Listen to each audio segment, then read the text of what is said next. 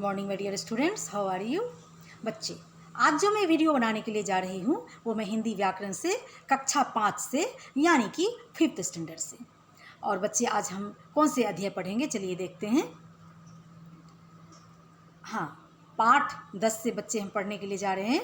और क्या पढ़ेंगे बच्चे? क्रिया। देखिए, क्रिया के नीचे लिखा हुआ है पढ़ो और समझो। चित्र को ध्यान से देखो और नीचे लिखे वर्णन को पढ़ो। आपको चित्र को ध्यान से देखना होगा। देखिए, चित्र दिखा देती हूँ। आसमान में क्या उड़ रहा है बच्चे? रॉकेट। ठीक है।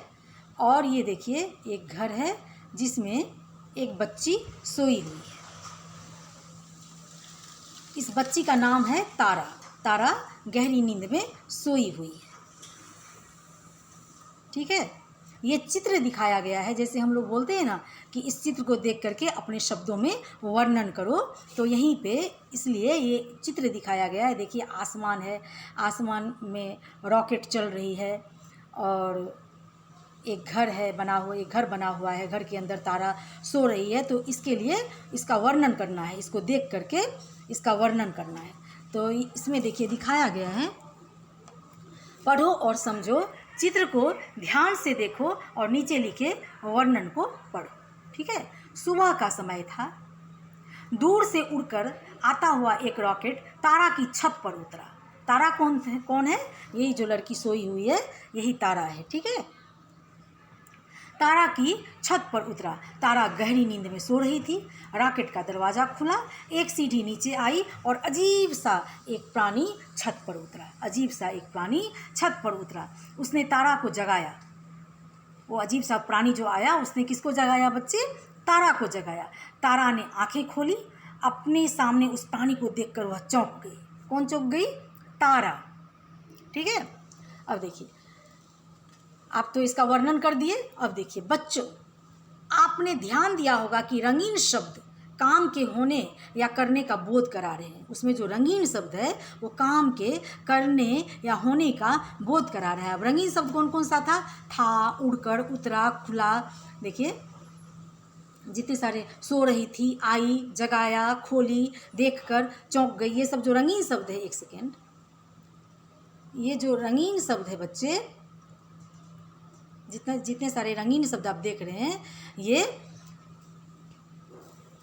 अब देखिए इसमें लिखा हुआ, आपने ध्यान दिया होगा कि रंगीन शब्द काम के होने या करने का बोध करा रहे हैं। ये सभी क्या है बच्चे? ये सभी क्रिया है। क्रिया का अर्थ है काम, और क्रिया के बिना वाक्य अधूरा रहता है। इस प्रकार अब देखिए, जिन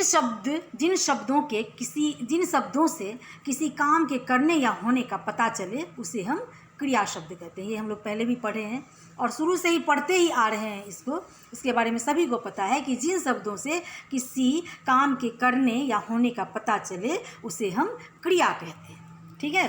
अब देखिए, लिंग, कारक तथा वचन में परिवर्तन होने पर क्रिया का भी रूप बदल जाता है। क्रिया का रूप उस समय बदल जाता है। देखिए, जैसे यहाँ पे दिखाया भी गया है, देखिए कितने अच्छे से।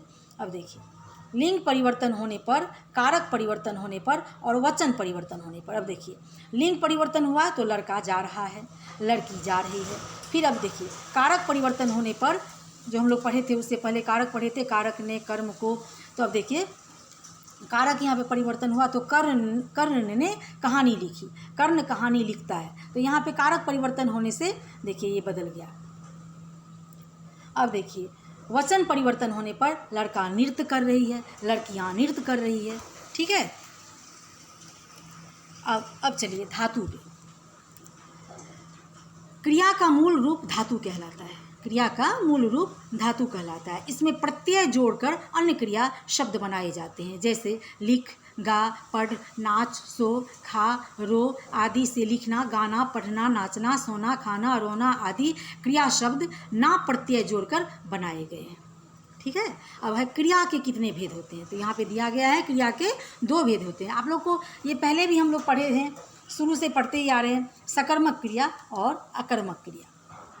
क्रिया के बच्चे कितने भेद होते हैं? सकर्मक क्रिया और अकर्मक क्रिया। अब है, पहला है सकर्मक क्रिया किसे कहते हैं? सकर्मक क्रिया, अब देखिए 100, यहाँ पे देखिए सौ ब्रैकेट में दिया है सहित प्लस कर्मक ब्रैकेट में दिया है कर्म के यानी कर्म के साथ। ठीक है, अब देखिए लड़का गाना गा रहा है, तो क्या हो गया, लड़का हो गया कर्ता, गाना हो गया कर्म और क्रिया हो गया गा रहा है। लड़का क्या कर रहा है, तो गा रहा है, तो क्या इसमें काम की क्रिया क्या हुआ, गा रहा है। अब माँ खाना बना रही है, तो माँ हो गया कर्ता, खाना हो गया कर्म और बना रही हो गया क्रिया। देखिए सब लिखा हुआ है, माँ हो गया कर्ता, खाना हो गया कर्म और बना रही है हो गया क्रिया। इन वाक्यों में क्रिया के साथ क्या और किसे लगाकर प्रश्न करने पर उत्तर मिल जाता है, वह कर्म है। जैसे लड़का क्या गा रहा है, गाना, माँ क्या बना रही है, खाना। ठीक है, इस प्रकार जिस क्रिया के साथ कर्म हो उसे हम क्या बोलते हैं, सकर्मक क्रिया कहते हैं। जिस क्रिया के साथ, अब सकर्मक मतलब कि लड़का क्या कर रहा है, अब लड़का तो ये कुछ इसका मीनिंग नहीं निकल रहा है। लड़का गाना गा रहा है, लड़का खाना खा रहा है, तो उसमें दिखाया गया है सब अच्छी तरीके से। ठीक है ना, मतलब कर्ता भी, कर्म भी, क्रिया भी। तो जिस क्रिया के साथ कर्म हो, जहाँ पे कर्म प्रधान हो, उसे हम सकर्मक क्रिया कहते हैं। चलिए अकर्मक पे, अकर्मक क्रिया, अब देखिए अ ब्रैकेट में रहित कर्म क ब्रैकेट में कर्म के यानी कर्म के बिना, मतलब कि अधूरा। साहिल नहा रहा है, ठीक है, तो कर्ता और क्रिया। ठीक है, फिर हवाई जहाज उड़ रहा है, कर्ता और क्रिया। ठीक है, इन वाक्यों में क्या या किसे प्रश्न करने पर उत्तर नहीं मिलता। जैसे साहिल क्या नहा रहा है, कोई उत्तर नहीं।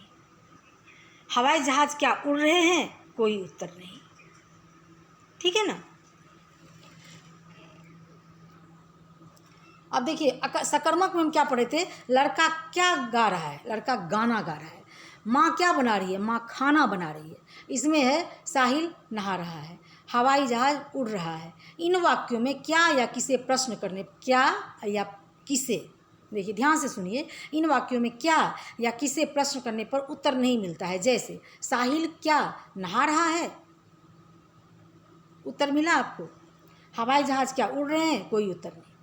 तो यहाँ क्या प्रश्न करने पर कोई उत्तर नहीं मिल रहा है, यहाँ पर क्या प्रश्न करने पर कोई उत्तर नहीं मिल रहा है, यहाँ केवल कर्ता और क्रिया का प्रयोग किया गया, अतः यहाँ अकर्मक क्रिया है। इस प्रकार जिस क्रिया में कर्म नहीं होता उसे हम अकर्मक कहते हैं, और जिस क्रिया में कर्म होता है उसे हम सकर्मक कहते हैं। बस इतना ही याद रखना है, जिस क्रिया में कर्म होता है उसे हम सकर्मक कहते हैं, जिस क्रिया में कर्म नहीं होता है उसे हम अकर्मक क्रिया कहते हैं। ठीक है, तो आज बच्चे हम क्रिया के ऊपर काम किए, पढ़े, और देखिए वही चीज़ है क्रिया किसे कह, अब जो हम पढ़े ऊपर में, तो यहाँ पे प्रश्न दिया गया है क्रिया किसे कहते हैं, क्रिया के कितने भेद होते हैं, 2 भेद होते हैं, सकर्मक और अकर्मक, धातु किसे कहते हैं, सकर्मक तथा अकर्मक क्रिया की पहचान कैसे होती है, ये सब आपको लिखना पड़ेगा।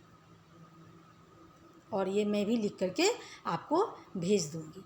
ठीक है, अब देखिए यहाँ पे एक सेकेंड, यहाँ पर नीचे दिए गए चित्र में होने वाली क्रियाओं को वाक्यों में लिखिए।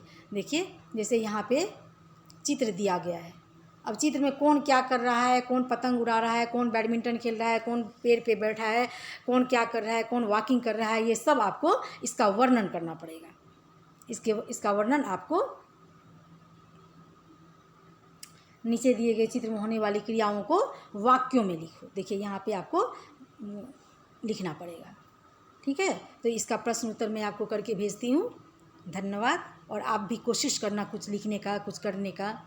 जब तक आप पढ़ोगे नहीं, जब तक आप उस लेसन को अच्छी तरीके से नहीं आप शुरू से लेकर के अंत तक पढ़ेंगे, तो आप नहीं लिख सकते हैं क्वेश्चन या आंसर, कुछ प्रश्न का उत्तर। ठीक है, अब देखिए इसको आप जब तक, अब देखिए सिंपल सी बात है, जब तक आप इस चित्र को अच्छी तरीके से आप नहीं देखेंगे कि चित्र में कौन क्या कर रहा है, आप इस चित्र को ध्यान से नहीं देखेंगे, तब तक आप इस चित्र को क्या करेंगे, कुछ नहीं कर सकते। तब तक आप इस चित्र का वर्णन नहीं कर सकते हैं। बिना देखे तो आप चित्र का वर्णन नहीं करेंगे। और अगर आप इसको देखेंगे अच्छी तरीके से ध्यान से, जो कौन पतंग उड़ा रहा है, कौन क्या कर रहा है, तो आप सब कुछ अच्छी तरीके से लिखेंगे। पेड़ पर कौन बैठा हुआ है, हाँ ना। तो आज के लिए धन्यवाद, बस इतना ही।